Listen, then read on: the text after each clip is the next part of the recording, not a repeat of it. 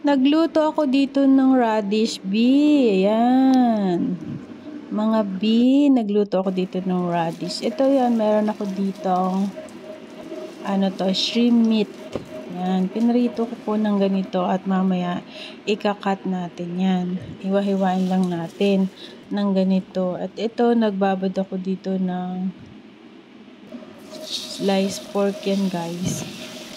At ipiprito natin, unahin natin. Hindi ko lahat ipiprito, hatiin ko lang para bukas naman yung kalahati. Kasi dalawa lang naman yung kakain. Hindi pa nila mauubos yan. Yan, ipapry lang natin. At yung radish na ginamit ko ngayon, ay kalahati lang din yung radish ko. So, after na i-fry, nag-gis tayo dito ng bawang, sibuyas, tapos nilagay natin yung radish.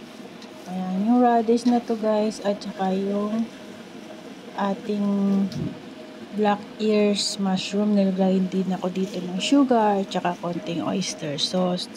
Ayan, igisa-gisa lang po natin ito guys.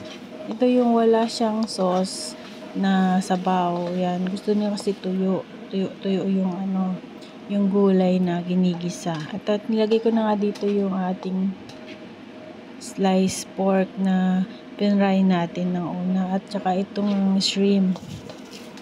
Yan, shrimp meat na yan, pinray natin kanina. Nilagay na nga din natin.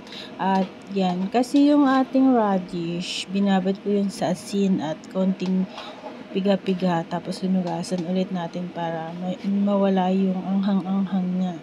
So, yan guys, nagluto ako dito ng stir-fry radish. Yan, radish. Labanos yan guys. So, yun guys, I hope you like this video. Please give me thumbs up, like, share, and comment down below. Miss Ayusin mo here. Thanks for watching po, mga bee. Ito na po yung ating lutong ulam today. Masarap yan guys, try nyo din po. Ayan. Ayan, naubos nga po yan ni sir. Gusto niya yung ganyang luto.